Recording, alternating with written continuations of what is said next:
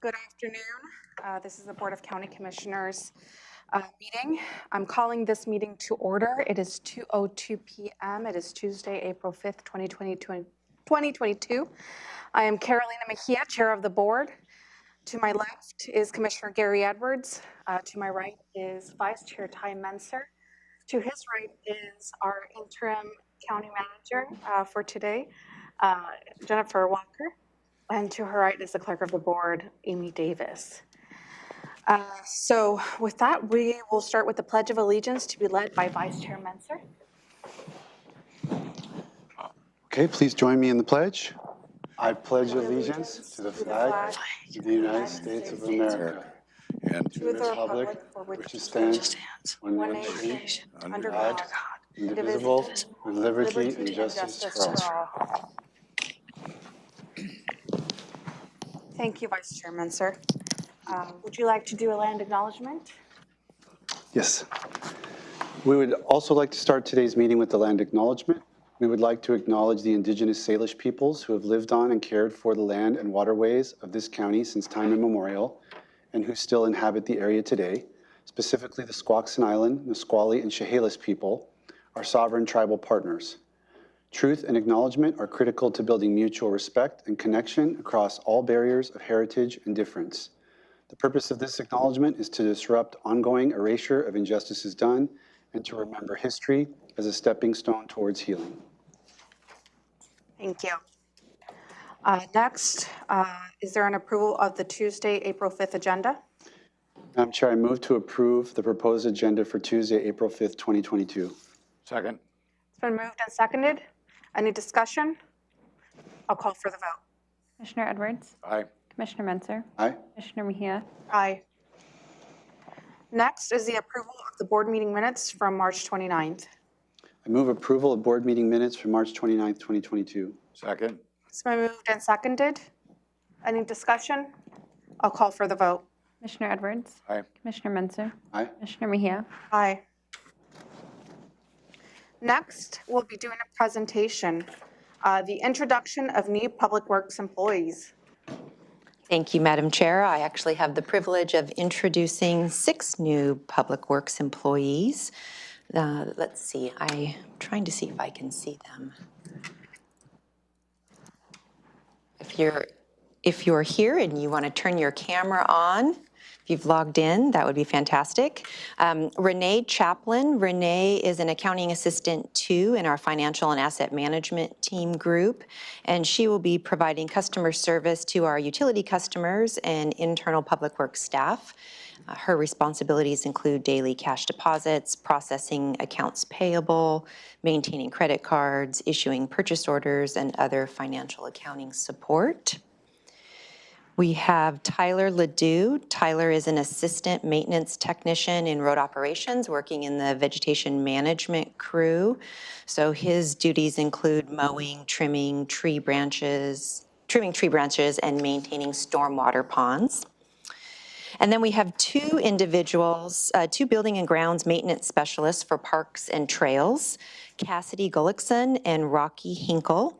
Cassidy is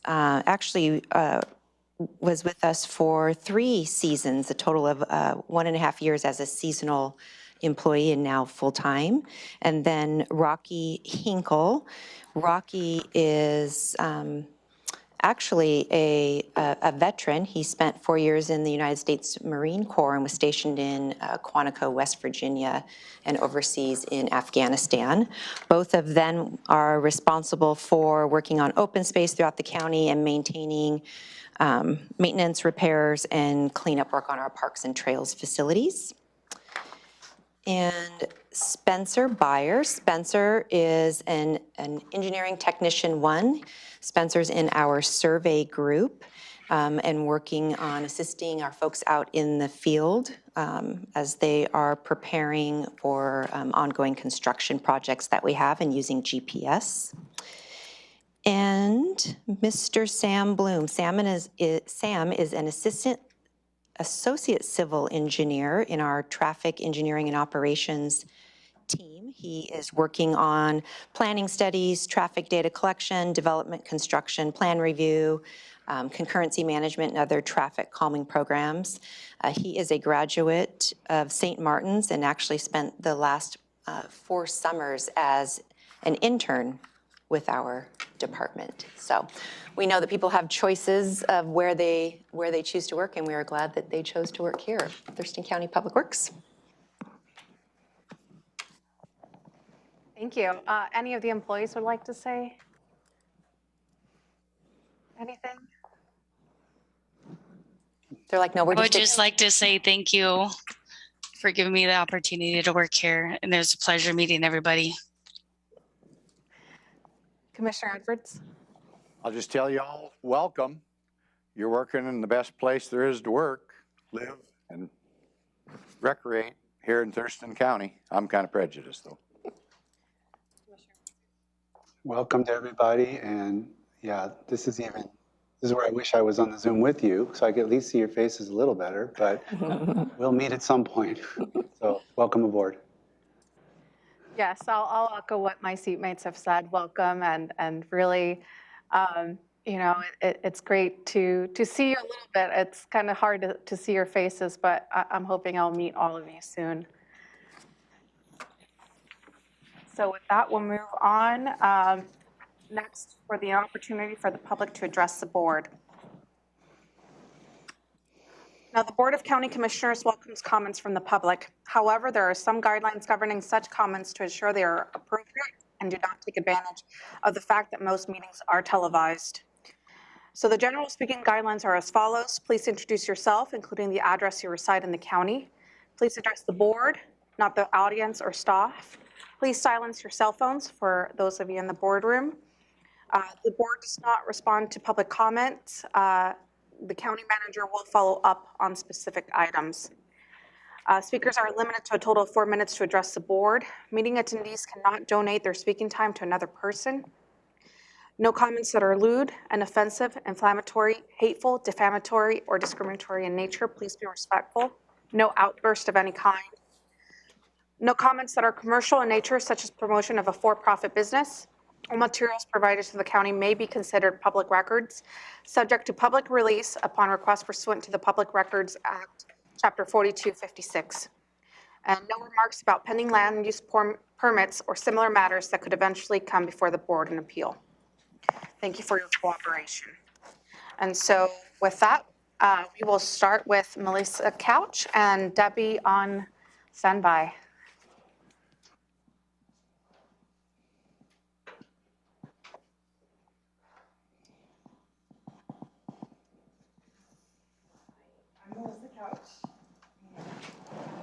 One second, I think the microphone's not on, so.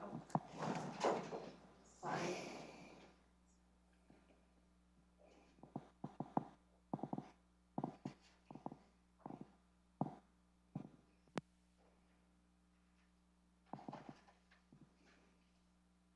Can you try saying something? Can you hear me? Okay, maybe it likes me.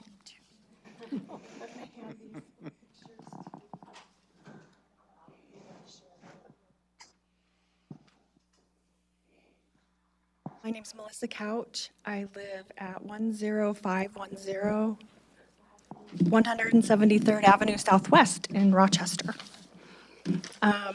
Thank you for this time to be able to share my story and about being attacked by 3 dogs and bitten by 3 blue heelers.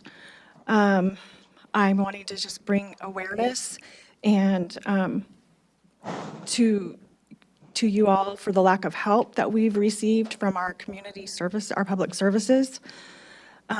And I'd like to receive some direction and some action from animal control. I was walking on a Sunday afternoon on the opposite side of the country road and said hello to a woman. I felt safe when the dogs were running the fence line because they had a fence, until she went to say something back to me, and the 3 dogs shot out from under the fence and came across the street and attacked me, and they were holding on to the backs of my legs. Anyway, the woman could not call the dogs off of me. At that point, I pulled out my pistol that I take with me walking that I have for 10 years and have never taken it out before for any reason, and aimed it at one of the dogs and said, I have a gun. I was hoping to not have to shoot. When I said that, I don't know if it was my firm voice, but then the dogs calmed down and the woman was, well, at that point, they were still circling me and growling, but at that point, they had calmed down enough to go back to the owner. Anyway, at that point, I looked down and saw blood covering my tennis shoes and pooling around me on the cement, and I started to feel faint and just told the lady, I'm bleeding and I need help. At that point, I called my neighbor Debbie because the lady was taking forever to come out, and asked her to come pick me up and asked her to bring a lot of towels or rags because there was a lot of blood.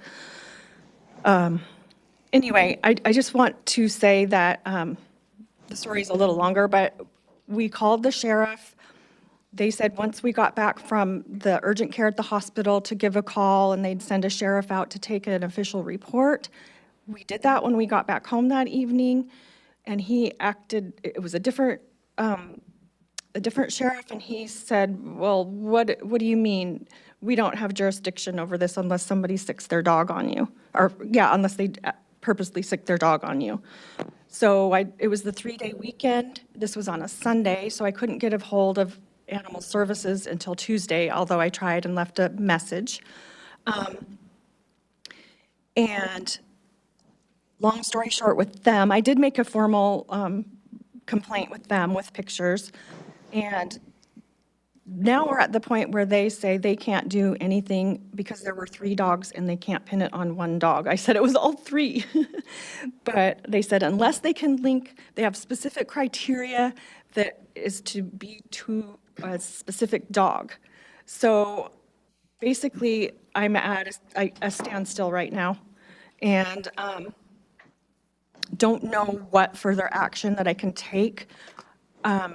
We walk this 2-mile loop in our neighborhood often, and I have a young daughter still at home, and I have several grandchildren, and I know if it was one of them, they would have probably been killed. So I want to know what I can do, what help I can get from animal control, how to move forward. These people, the owners have been aggressive and hostile. When my insurance company called them, the owners, they wouldn't give their address, and they did not want their insurance called. So. Melissa, so I'm going to ask Katie, from the executive aide for our county manager, to give her kind of the process for the dangerous dog designation, if my 2 other commissioners agree with that. Yeah, there's more than one path, and we can give you the information on the options. Okay. So if Katie's listening to this, I'll make sure that she follows up. perfect. Okay, so just give us your information, and she'll follow up with you. Question, ma'am. Yes, go ahead, sir. Have you contacted our office? Is this the first time you've contacted our office right now? Yes. So that's why we all look a little stunned. Okay.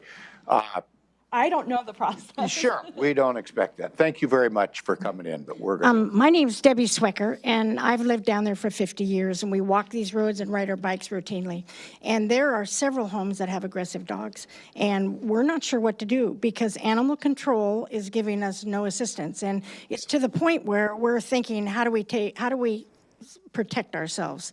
And you can see that she's probably going to have to go through some kind of physical therapy to repair those muscles and stuff that have been ripped. And today we talked to animal control, and they said, well, essentially there's nothing more we can do because we don't know which dog was at, the problem. And I'm thinking, you have 3 dogs ripping your legs apart. I think they all ought to be put down. And it was my understanding that we had a way of designating a dangerous dog, a vicious dog, and they're not saying that at all. So we'd really appreciate your help. Thank you. Thank you. And we don't usually follow up, but considering that you're here, we thought we would provide you the information. Amy will assist you with this. Okay, next on our list is Mr. John Pettit. Good afternoon, Commissioners. My name's John Pettit. I live in East Olympia. You know, I was astounded.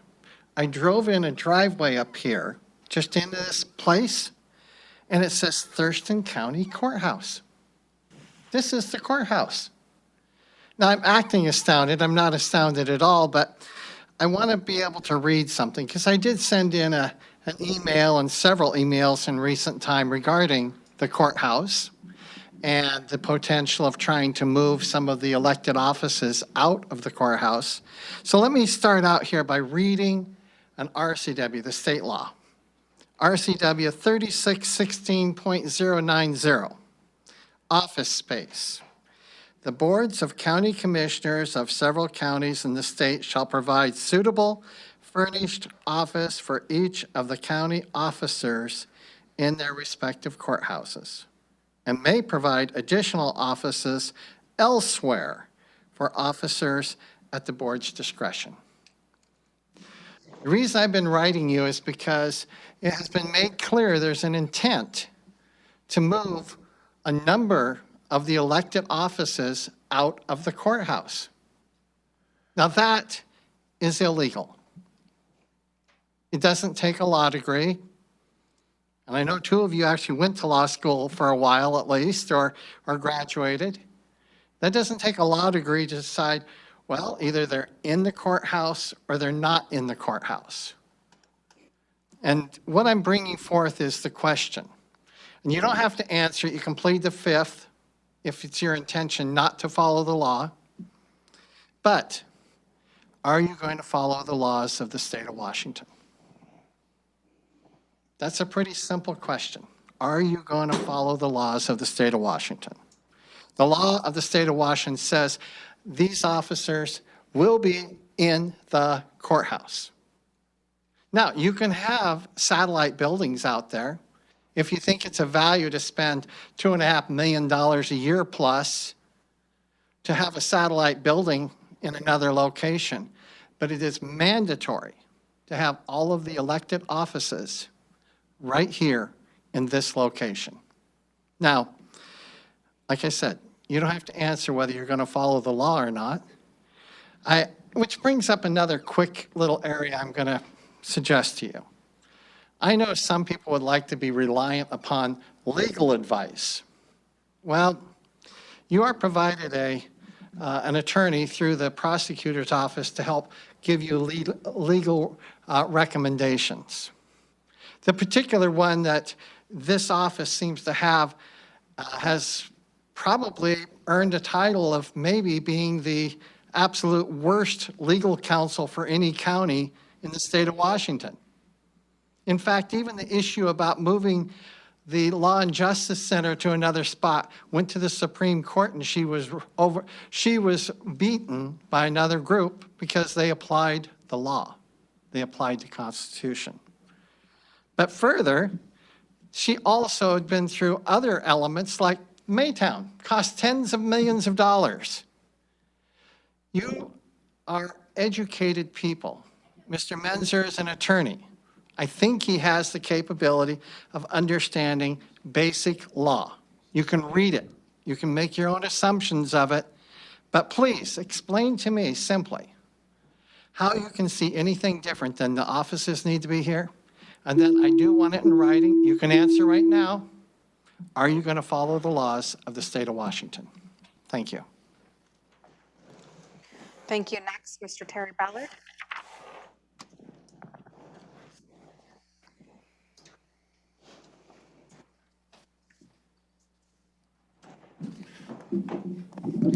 Good afternoon, Commissioners. My name is Terry Ballard, and I live in Tanglewild, which is unincorporated Thurston County. Was Mr. Pettit talking about that 3000 Pacific building that we're spending $6 million to fix up, another $4 million to supply the furniture, and that would be for a $4 million building that we don't own? Could it be that building? I'm sure it is. I'm here to talk about the environment. We have land acknowledgement, but I have Olympia, where I own a house too. Okay, they're going to rename Squatson Priest Point to Squatson Park. Well, I agree with that, just so long as somebody else pays for it. And that comes to a real clue is they have a nice view of the 9.5 million gallons daily of contaminated water that goes into right there at Priest Point. Okay, Priest Point Park. And I'm not talking about the 1.5 reclaimed water that goes back into the environment.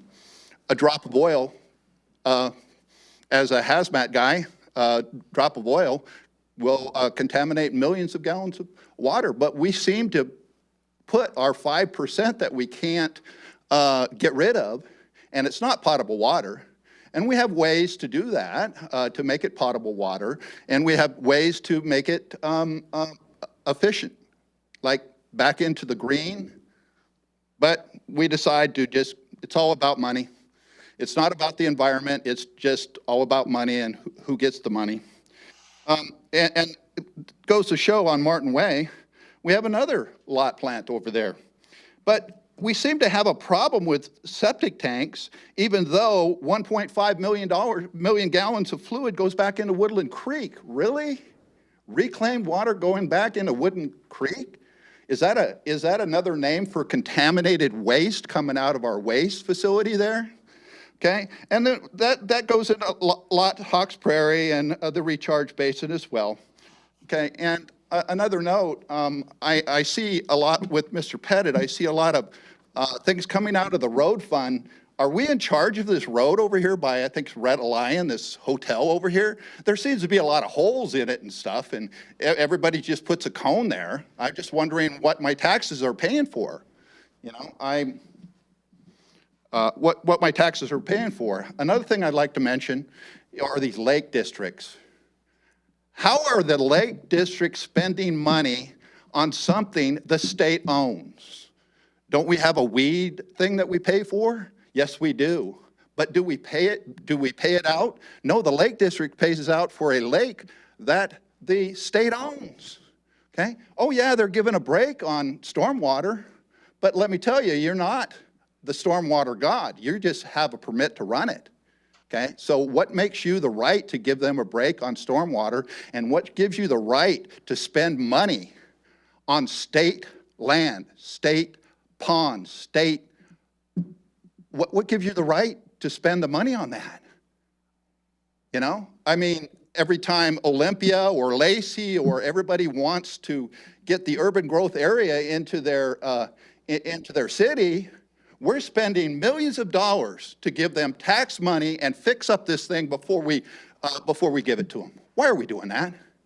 Okay, they should take it as is and fix it up themselves if they want it. Why are we spending money on these things? I'm just appalled by where my taxes go. Thank you. Anyone else in the boardroom? No? Okay. Anyone on Zoom? And Amy, do you mind calling on people, please? Yeah, I'll read the names or numbers in order that I have on my screen. So the first is a phone number ending in 5287. That would be me. I'm Jerry Durker. My address is 2826 Cooper Point Road, Northwest, Olympia, Washington, 98502. I come here again trying to clear up some of the problems that were created during a supposed public hearing on the our petition to dissolve the Black Lake Special District. That's a flood control district on a lake that doesn't flood. I note that as a surprise, right off the bat, the prosecuting attorney made a decision or stated a decision that was made by the board apparently in a executive session, according to the new evidence we just got on Friday, that shows a conspiracy between the prosecuting attorney Elizabeth Petrich and Heather Burgess, the attorney for the Black Lake Special District, to delay and deny our rights to petition and to gain a specific adjudicative hearing under a quasi-judicial actions. Because, and I note that RCW 4236-010 on the appearance of fairness doctrine, which I tried to state, and I was cut off when I was trying to make an objection under the appearance of fairness doctrine, and which can't be done and stuff. That's an illegal action during the hearing, right at first. And I tried to correct the thing since RCW 4236-010 at the second sentence says quasi-judicial actions of local decision-making bodies are those actions of the legislative body, planning commission, hearing examiner, zoning adjuster, board of adjustment, or boards which determine the legal rights, duties, or privileges of specific parties in a hearing or other contested case proceeding. Okay, obviously, what we had done, we had put in, we were contesting the case. We had put in a thing objecting to the illegal use of public funds and resources and taxes that are allowed by the public by the Black Lake Special Use District, and we termed our petition a petition for dissolution,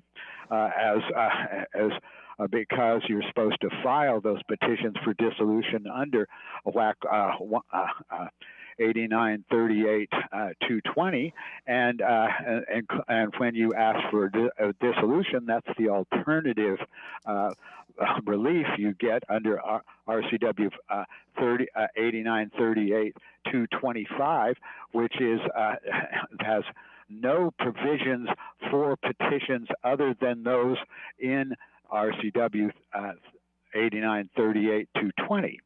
And apparently, since right off the bat, the prosecuting attorney started spouting off the claims that this was only a legislative action. This wasn't quasi-judicial at all.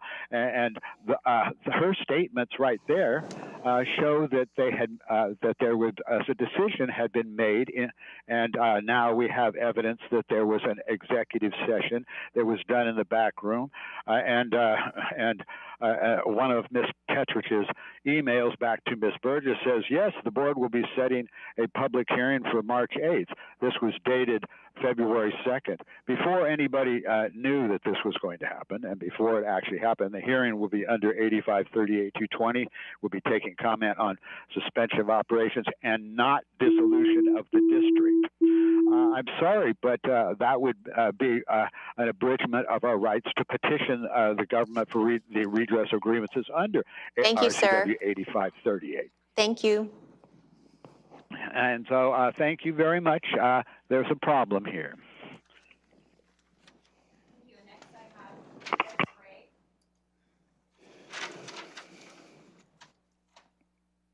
Next, I have Chris Ray.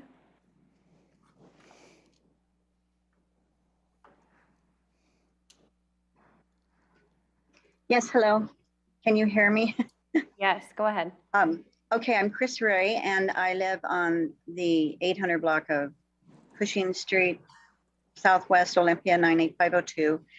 I'm pretty much just here to watch and see if there's anything new going on with the rental assistance fiasco, which is still ongoing.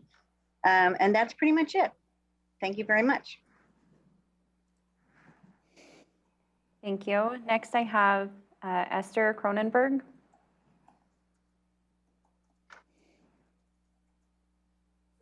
Yeah, hi. This is Esther Cronenberg from Cooper Point Road, speaking as co-chair of Citizens for a Clean Black Lake, and also wanting to comment, like Mr. Durker, about the procedures that were done in conducting the March 8th public hearing and express my disappointment at how there was not equal representation of the opposing parties, in this case, the Black Lake Special District and the Citizens for Clean Black Lake. A few points. The county did not fulfill public records requests that we made in a timely manner. We made several public records requests weeks before the hearing, which were not fulfilled, although requests from the attorney for the Black Lake District were fulfilled within 2 weeks. And we have yet to receive the pleadings of the Black Lake Special District now 3 weeks after the hearing. That's not equal treatment under the law. We were not given an opportunity to amend our petition, even though the county was in possession of this petition for 6 months and abruptly delayed the hearing on the basis of substantive and procedural problems. And we were never informed what those problems were, despite our repeated requests. And we know that if anybody else puts a land use application in that contains errors, they're returned so that citizens can make corrections. In this case, it appears they were holding us to legal standards to which even attorneys aren't. We also did not get equal treatment in terms of being responded to in a timely manner to communications that related to the hearing. We sent repeated requests to the county manager and the commission for clarification of the procedures that would be used in this hearing. We made it clear we were expecting adjudicative proceeding. We asked for scheduling orders. Not once did anybody on the county ever respond to anything that we sent in. Everything that we heard from the county was on the day of the hearing. And we know that the county prosecutor had several communications with the Black Lake attorney in the months before, and was very partial to granting her requests immediately. And we did not get equal treatment. We did not receive the same information at the same time. The public records of emails between the county prosecutor and Ms. Burgess disclosed that the board discussed the hearing on January 25th in a secret session that's not on your agenda, and that the attorney for the Black Lake District was told on January 28th that the hearing would be set for the following Tuesday. And I suspect she was also told that it would be held as a legislative hearing as well, though we have no written proof of that, but it seems like that's likely. So all these things are very disappointing to me as a citizen. I don't feel like we got a fair hearing. There's other things about not giving notices. We never even received a notice from the county that when the meeting would be held. It was our responsibility to look it up ourselves, I guess, but a lot of people who made comments did not receive notices, and there was never any procedures made public about how this meeting was going to be conducted, and there's no agency record, so that if people wanted to look up what was going to happen, all they saw was the petitions and our original comments to the board that we made August 31st, despite all the things that we put in afterward. So I think we're very disappointed in how the county held this meeting. And I think it needs to really look at their procedures to make sure that equal treatment is granted to all citizens and not just to those who have powerful influence. Thank you. Thank you. Next I have James Hutchinson.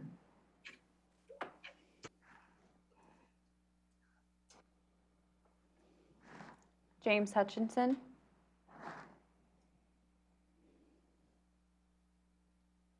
I will move on to Joe Hanna. Sorry, yeah, this is James Hutchinson. No, I was not intending to make comment. Thank you. Thank you. Joe Hanna. Yes, I will be making comment today. Joe Hanna, East Olympia, off of Rainier Road, here on behalf of the Ag Advisory Committee as the chair. Your Honorable Commissioners, and what I'm going to do is read the letter that I sent to you yesterday.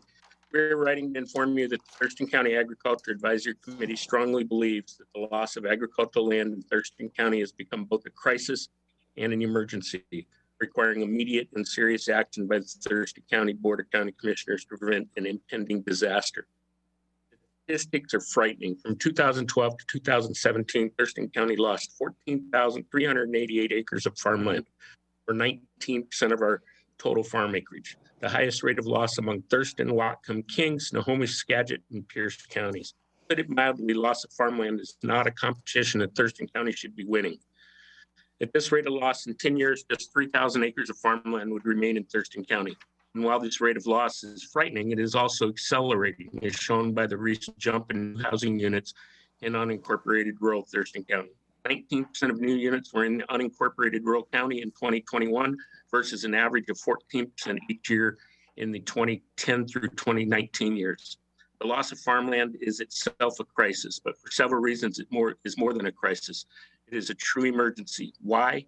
First, Thurston County's rate of farmland loss would be a crisis if our county population was holding steady, but it is not holding steady. Our population has increased 17% in the past decade. It is projected to increase another 14% in the next 10 years and 20% in the next 20 years. To feed those new residents, we will clearly need more farmland than we have now. Second, our farmland loss is seriously impact on public health. Growing the basic American diet requires 2.67 acres or more than 2 football fields of land per person per year. Even if every acre of land in Thurston County, residential, commercial, or otherwise, were converted into agricultural use, we would only have enough farmland to feed just over 50% of our current population. The statistic is important because for both public health and for food security reasons, our county's demand for local farm production is growing much faster than our population. Each year, county residents are less willing to buy and eat products that out of state agribusiness produces, even if the COVID-19 pandemic and supply chain issues don't prevent these products from reaching us. Each year, more of us want fresh, locally grown food raised for taste and healthfulness rather than for cheapness and shelf life. As a result, to meet the needs of county residents, we don't just need to stop the loss of farmland, we need to find much more of it. Third, Thurston County's farmland loss increases the rate of climate change. In an average U.S. household, eliminating the transportation of food for 1 year could save the greenhouse gas equivalent of driving 1,000 miles. Based on 2020 U.S. Census data, producing food locally for the household within Thurston County would likely reducing greenhouse gas emissions equivalent to 294,793,000 miles. Every acre of farm products that aren't grown locally increase both carbon emissions and the rate of climate change. Fourth, in losing our local farmland, we're not only losing the ability to feed people within our own community, we are also losing the ability to shift national crop production northward, and already occurring as a result of climate change.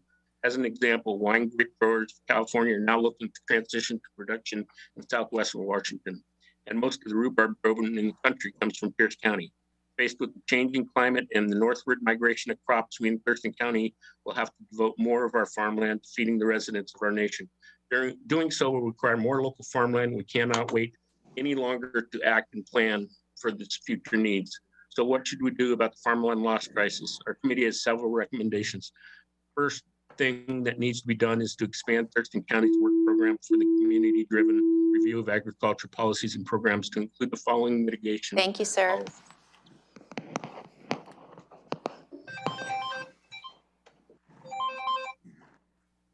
Next, I have Joshua Shaw.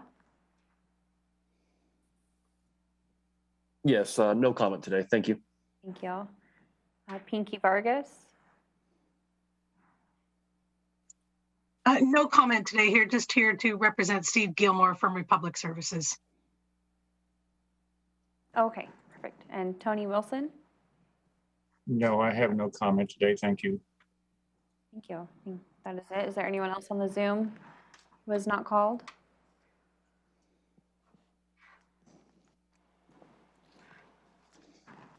Thank you, Amy.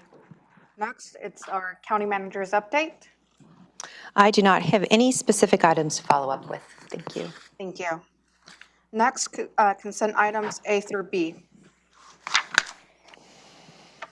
I move to approve consent items 3A and 3B. Second. Moved and seconded. I'll call for the vote. Commissioner Edwards. Aye. Commissioner Menser. Aye. Commissioner Mejia. Aye. Motion passes. Next, we're going on to department items. Item First, starting with Public Health and Social Services, item 4A, Memorandum of Understanding for Community Development Block Grant Entitlement Funds. And Jacinda Stelgis is here. Good afternoon, Commissioners. Jacinda Stelgis from Public Health and Social Services. I'm here this afternoon with a request for the board to approve and authorize the chair to sign the presented memorandum of understanding between Thurston County and the cities of Lacey and City of Tumwater. As some background, the county is designated an urban county community development block grant recipient. We renewed this designation for years 22 through 24 this past summer with our partners of Lacey, Tumwater, Rainier, Yelm, Tenino, and Bakota. So this MOU outlines a rotation of those grant fundings, HUD grant funding, over the next 3 years. We've executed a similar MOU with the South County jurisdictions. This is between the county and Lacey and Tumwater. And again, those MOUs, including this one before you today, outline the rotation of CDBG being awarded in the South County jurisdictions for this year, 2022, beginning in September of this year. And then in 2023, in Lacey, and in 2024 in the City of Tumwater. Again, a similar MOU was approved by the board with the South Counties in February. And I am here to answer any questions that you may have about the one presented to you today. Thank you. Questions, Commissioner Edwards? Not a question as much as a statement, Madam Chair, and that is that this has been an ongoing activity for many years with the Community Development Block Grant, and it rotates around different jurisdictions. And I would just like the public to know that we have spent a fair amount of time on this topic, and it's like a continuing contract, if you will. So that's why I have no questions. It's very similar to what we've done in many years in the past. So thank you. Thank you. Commissioner Menser? Just to piggyback on Commissioner Edwards' comments, this is an example of our local jurisdictions coordinating efforts to maximize resources for community impact. And we don't have to do it this way, but we've figured out that this is the best way to do it, and we're want to continue this program. So very supportive of it myself. Yes, thank you. With that, I'm ready for a motion. I move to approve the memorandum of understanding between Thurston County and the cities of Lacey and Tumwater to participate in and receive funds under the Federal Community Development Block Grant Program for the program years 2022 to 2024, and authorize the chair of the Board of County Commissioners to sign the memorandum of understanding. Second. It's been moved and seconded. Any discussion? No, ma'am. With that, I'll call for the vote. Commissioner Edwards? Aye. Commissioner Menser? Aye. Commissioner Mejia? Aye. Motion passes. Thank you, Jacinda. Next, we'll move on to Public Works. Item 5A, resolution for contract for public services for solid waste operations, maintenance, transport, and disposal services. Jeff Bickford, our solid waste manager, is here. Good afternoon, Commissioners. Jeff Bickford, Solid Waste Manager in Public Works. I'm going to give a little background on the process and about the contract here, just to let everybody know, get a little understanding about what we're here to talk about today. So Thurston County Public Works operates 3 solid waste disposal facilities that accepts commercial and residential municipal solid waste collected throughout the county. While the scale house, toll house, and household hazardous waste operations are staffed and managed by the county, recycling and municipal solid waste operations, maintenance, transport, and disposal services are managed through contractual arrangements. The county currently has service arrangements with multiple vendors to provide the solid waste operations, maintenance, transport, and disposal.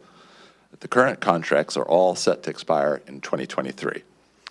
And they've been in place for more than 20 years. They're complex to manage and do not adequately address our current operational needs or allow for future growth or changes in service delivery. During 2018, the Board of County Commissioners deliberated extensively on potential options for the expiring contracts. In October of 2018, they authorized staff to proceed with the request for proposals, an RFP, for solid waste operations, maintenance, transport, and disposal.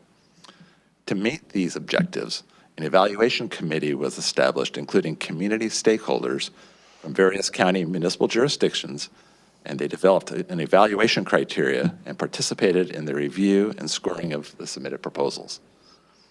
As an additional step to ensure that the best possible RFP process was performed, and to identify any major flaws with that RFP, a 60-day proposal pre-review period was provided in September through November of 2020 for potential proposers to review and provide input on the draft RFP and contract.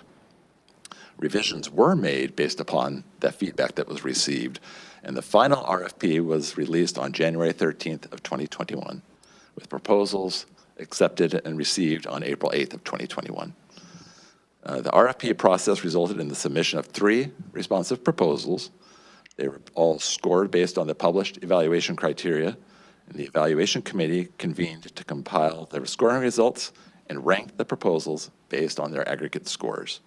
And subsequently, we provided a consensus recommendation to the Board of County Commissioners on the highest scoring proposer.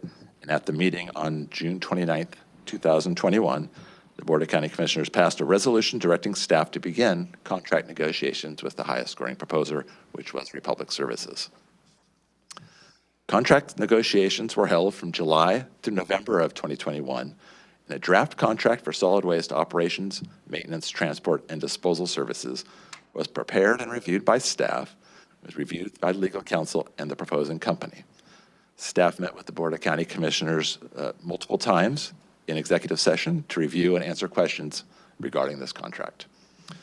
A public hearing was held 2 weeks ago on March 23rd, 2022, for the Board of Commissioners to receive information and testimony regarding this matter for their consideration and decision.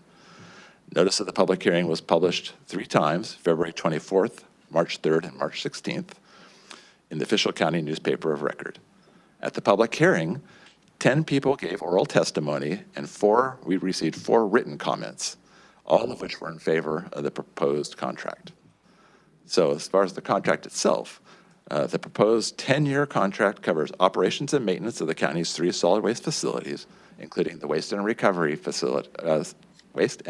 Center, known as the WORK, which is located in Lacey, and 2 drop-box locations, one in Rainier and one in Rochester.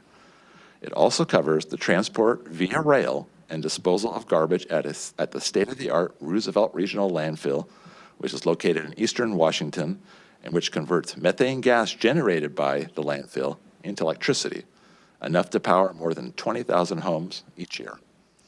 Additionally, the contract provides for the processing of recycling and the handling of compostable organics collected at county solid waste facilities. The contract provides for additional capacity at county facilities, makes the contractor responsible for grounds maintenance at each of our 3 disposal sites, increases staffing levels for contracted operations, and includes $50,000 annually in equipment maintenance and replacement costs.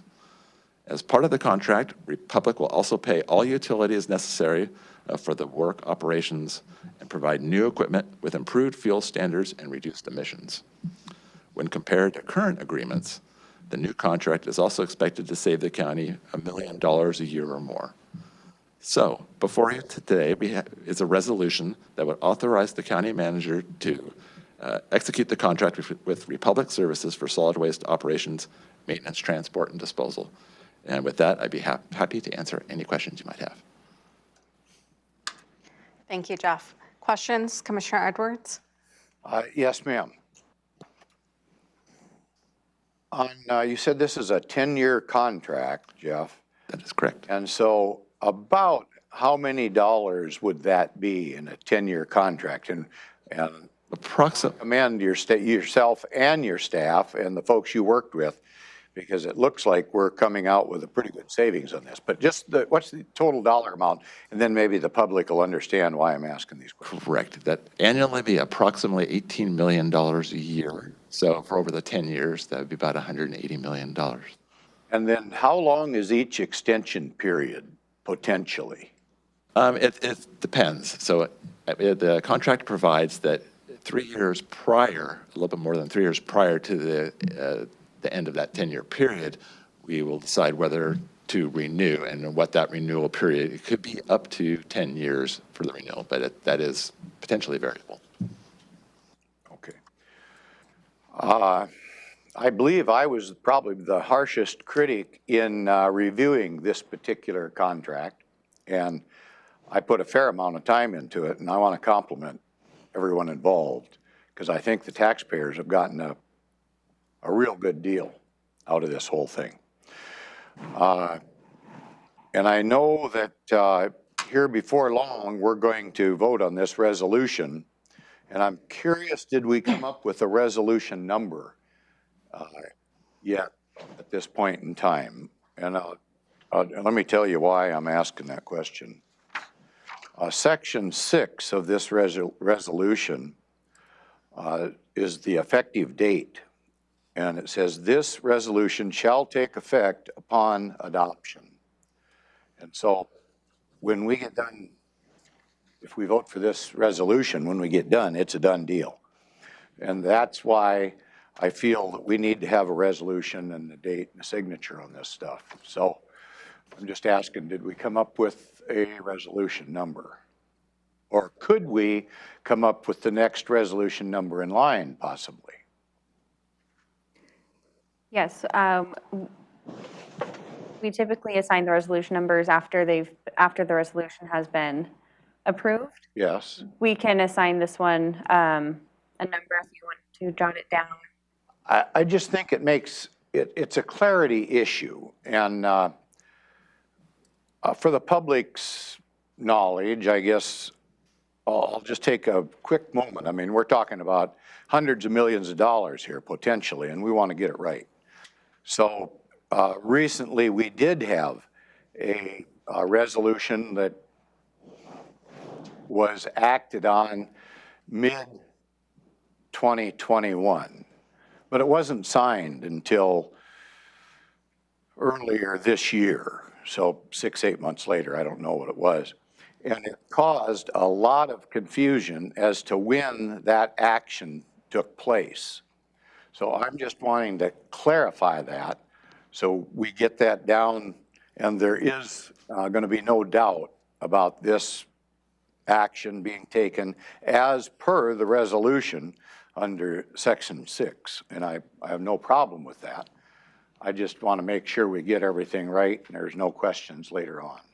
Yeah, I have the number if you. Okay, Yeah. could you give that number to me, please? Well, I would just like to hear from council if we're going to start tweaking the process for an extremely important resolution. I don't know if there's a good reason to assign a number later or not. I've never had that discussion. I don't want to start changing the process here today based on Commissioner Edwards if I haven't heard from council about whether or not that's an appropriate way to go about business. So if Rick Peters is available, or I don't. Rick is on vacation, so he is not available. I think in terms of the timing, it's either right now or if it was after the meeting was over, the number still, in terms of how it's assigned, is still the same. Is that correct, Amy? Correct. I think the reason behind assigning a number after the resolution ordinance has been approved is so that we don't come up with missed numbers.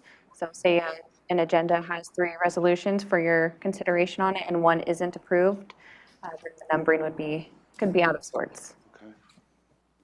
This is Steve DiGiulio, commissioners, very briefly. And Ms. Walker, the protocol is the county commissioner's protocol. You will find in most governments that the ordinance or resolution number is assigned in advance of the meeting or at the time of the meeting.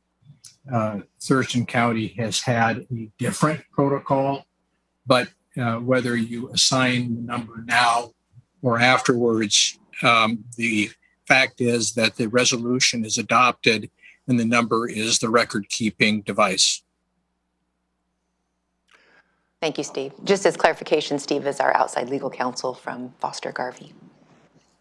Madam Chair. I was not going to get into this in depth, but I feel now that I'm going to have to do that to justify the action that I'm asking for today. On June 29th, 2021, we had a resolution passed by this board having to do with budgetary considerations, and it had to do with the move down to 3000 Pacific Avenue, I believe, although I'm not sure that. Maybe this was all about budget. But in the end, that budget resolution was not signed until March of this year. And what happened, a citizen appealed something that they didn't feel was quite right. And when it ended up in court, the judge said, well, you had 20 days after the action was taken on June 29th, 2021. And that 20 days had been expired. And so what took place, the resolution had been changed. And the most dramatic change was that one of the dollar amounts out of the general fund was $32,964. And that was changed to $4,782. And another fund, and it does not say, it just says other funds, the dollar amount of the June 29th one was $106,343, and that was changed to $137 million. And so therein lies the problem, and one whole section at the end of this resolution was removed after this board took an action. And what I'm referring to is resolution 16045. So because we can have mistakes, and I'm not blaming anybody, and I'm just stating a fact. We've had a pretty serious miscommunication here. And because of that, I want to make sure we have an ordinance number and that we read the resolution into the record. And I asked the county manager to inquire about that process. Did you get anything back on that, ma'am? The reading the resolution into the record, based off of just the scale of the item that we're dealing with, I'd be happy to do that, but there's no requirement either way. Okay, well, I just want to do it for the record, for the public, to completely eliminate any confusion, because well, I don't want this outfit backing out on this deal, because I think the county got a heck of a good deal on this, and that is why I'm commending all parties involved in putting this together. So I am going to ask for the resolution number and that it be read into the record, please. And my seatmates can surely void that request, I guess. That's the democratic process if they chose to do so. Commissioner Menzer?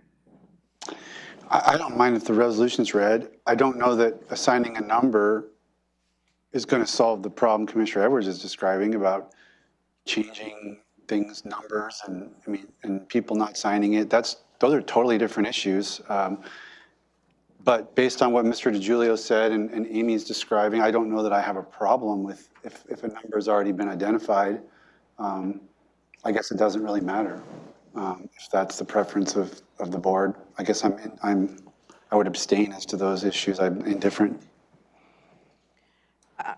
I feel the same way. I'm indifferent in that matter as well. So, you know, we can go ahead and Amy, what was the resolution number that was going to be assigned to this? 16139. So this is resolution number 16139 for the record. Madam Chair? Yes, sir. Could I follow up with one more comment, please? That is that the resolutions that I'm referring to that took place in June 29th of 2021, one ended up with a number on it and one did not. But the one that did not have a number was actually the one that was read into the record. So I want to stick to this specific issue. You know, if that is a commissioner item you would like to bring it in at another time, you know, I'm more than happy to address it at that time. But this is in regards to approving the resolution for this. I don't mind, you know, that it's read, but I do want to keep this moving on. I'm ready to move on, ma'am. Okay. With that, you said you wanted the resolution read on the record. Would you like to read it? I could read it, but usually the county manager reads it. Resolution 16139, a resolution of the Board of Thurston County Commissioners relating to the Thurston County Solid Waste Program, approving a contract for solid waste operations, maintenance, transport, and disposal services, entering findings and recitals, and providing for related matters. Whereas the county's various contracts for solid waste operations, maintenance, transport, and disposal services have been in place for more than 20 years. Those contracts were put in place following the county's determination to close its Hawks Prairie landfill. And whereas those various contract and service arrangements for solid waste management and handling do not adequately address future operational needs, allow for growth or improvements in service delivery. And whereas in October 2018, the Board of County Commissioners authorized county staff to proceed with a request for proposal, RFP, process to contract for solid waste operations, maintenance, transport, and disposal services. The current RFP process followed Chapter 36.58 RCW. And whereas the RFP process was designed to provide 1, transparency, 2, promote competition, 3, ensure waste is handled and disposed of in an environmentally sound manner, 4, meet the sustainability objectives of the county, and 5, result in the best value to the residents of the county.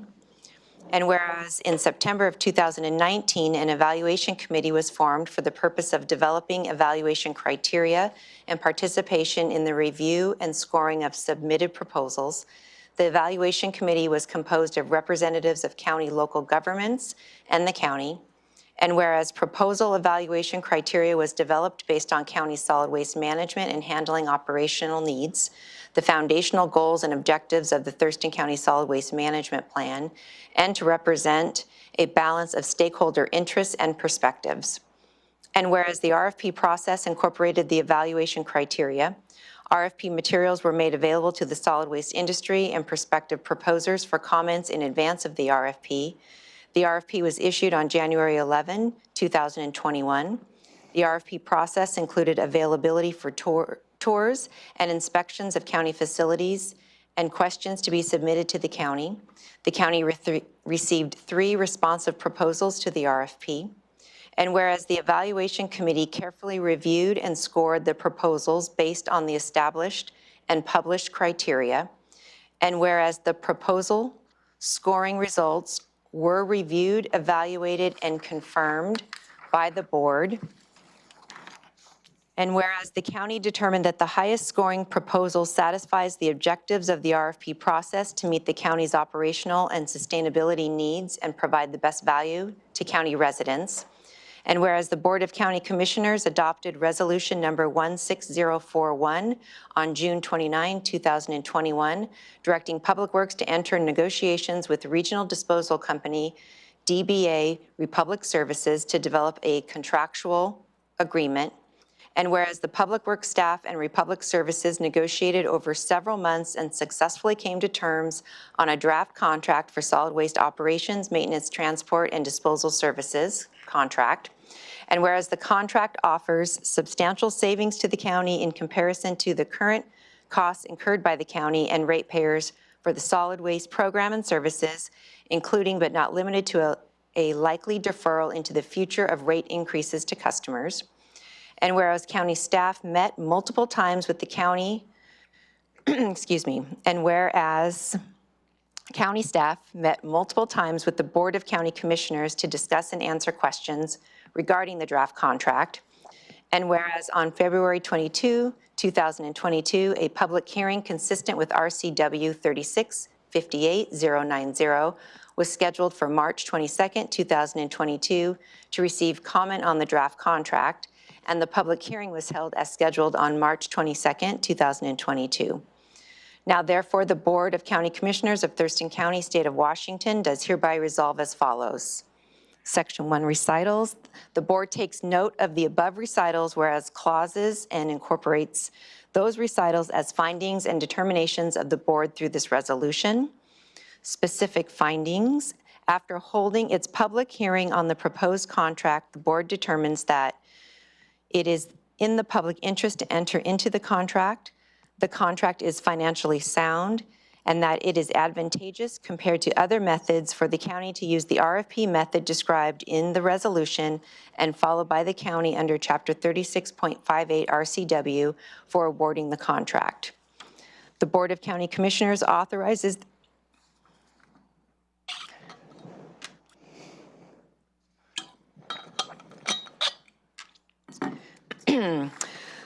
The Board of County Commissioners authorizes the county manager to execute the contract with Regional Disposal Company, DBA Republic Services, for solid waste operations, maintenance, transport, and disposal services, substantially in the form attached to this resolution. The county manager, public works director, and other appropriate officers of the county and legal counsel are severally authorized and directed to take such actions, and notwithstanding any other county resolution, rule, policy, or procedure, as in their judgment may be necessary or desirable to effectuate the provisions of this resolution. All actions taken prior to the effective date of this resolution in furtherance of and not inconsistent with the provisions of this resolution are ratified and confirmed in all respects. All actions taken prior to the effective date of this resolution in conflict with the provisions of this resolution are, to the extent of the conflict, superseded and have no further force or effect. If any section, subsection, sentence, clause, phrase, or other portion of this resolution or its application to any person is, for any reason, declared invalid, illegal, or unconstitutional in whole or in part by any court or agency of competent jurisdiction, said decision shall not affect the validity of the remaining portions thereof. This resolution will take effect upon adoption. Thank you. With that, I'm ready for a motion. I move to approve a resolution to approve a contract for solid waste operations, maintenance, transport, and disposal services with Regional Disposal Company, DBA Republic Services, and authorize the county manager to execute the contract and any amendments that do not exceed 10%. Second. So moved and seconded. Any further discussion? Yes, ma'am. Go ahead, sir. Very quickly.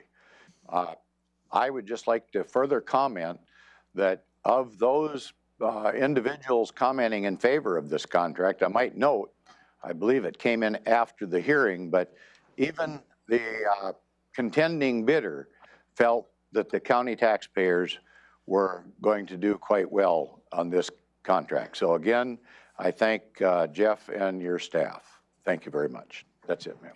Thank you. I just wanted to say thank you to staff and to our Solid Waste Advisory Committee members. I know they were very well involved in this process, and they've made a difficult process as easy as possible for the commissioners, and I appreciate everybody's work to get us where we've gotten to. Yes, I just want to say thank you. I know this was a very long and arduous process, so I appreciate everything everyone has done leading up to this decision. So with that, I'll call for the vote. Commissioner Edwards? Aye. Commissioner Menser? Aye. Commissioner Mejia? Aye. Motion passes. Thank you. Good job. With that, we'll move on to our standing items. Item 6A, commissioners will report on board work sessions and assigned committee meetings, providing updates on actions taken as well as upcoming issues. Commissioner Edwards, we will start with you. Thurston Regional Planning was probably the most important meeting out of our meetings that I attended. And I will say that there's quite a move afoot. There's federal money coming, and I do believe it's going to be important to keep track of those folks and that committee, because we've got some real potential coming to our community through some federal legislation, and they're paying attention. So thank you. Thank you, sir. Commissioner Menzer? Thank you. A lot of community events this past week. The one-year anniversary of the Multi-Care Capital Hospital on the west side of Olympia. Attended that event, attended with Commissioner Mejia, attended a webinar regarding data use in prosecutor-led diversion programs, attended cybersecurity webinar talk put on by WASAC, appeared in a climate reality Thurston panel discussion last night with Beth Dolio and a couple of student activists from the Puget Sound, and participated, as I think all of us did, in celebrating the 100th anniversary of a local business, KGY Radio. Thank you. For me, I attended the WASAC Virtual Assembly. I had several events this weekend. I also did the Thurston Thrives Equity Training on Friday. I attended the Multi-Care Capital Medical Center 1-year anniversary, same as Commissioner Menzer. On Thursday, I went to the Capitol and helped plant pinwheels with the Family Education Support Services, as well as other organizations.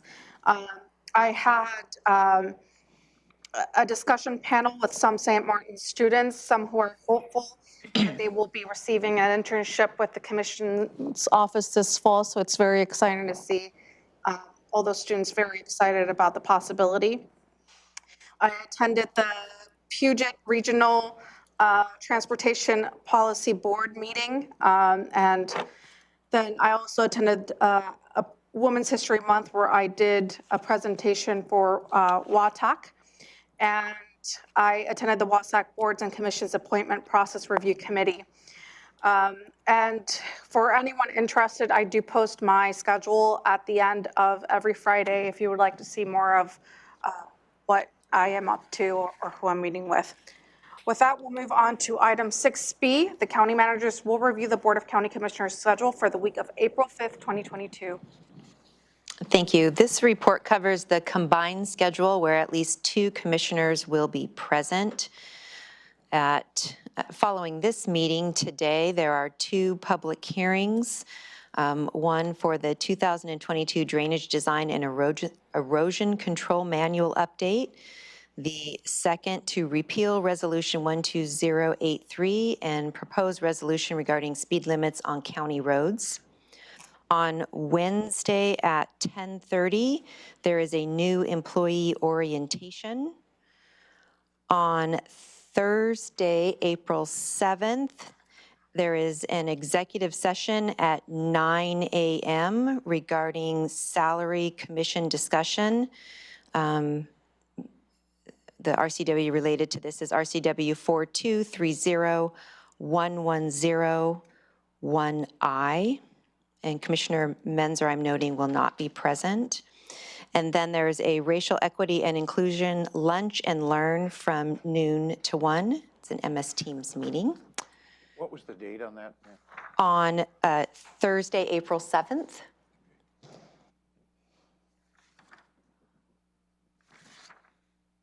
And nothing for Friday. Moving on to next week, Monday, April 11th at noon is a Washington Association of Counties virtual assembly. Tuesday, April 12th, you have your regular 9 a.m. agenda setting meeting and then 2 p.m. board meeting. There is followed at 3 p.m. or soon thereafter, you have a public hearing on the precinct boundary adjustments. And then 3:30 p.m., you have a Board of Health meeting. And that concludes my report. Thank you. And with that, we are adjourned. We have 2 public hearings that will follow this. We will be back at 3:20 for 2 hearings regarding public works matters. We are adjourned.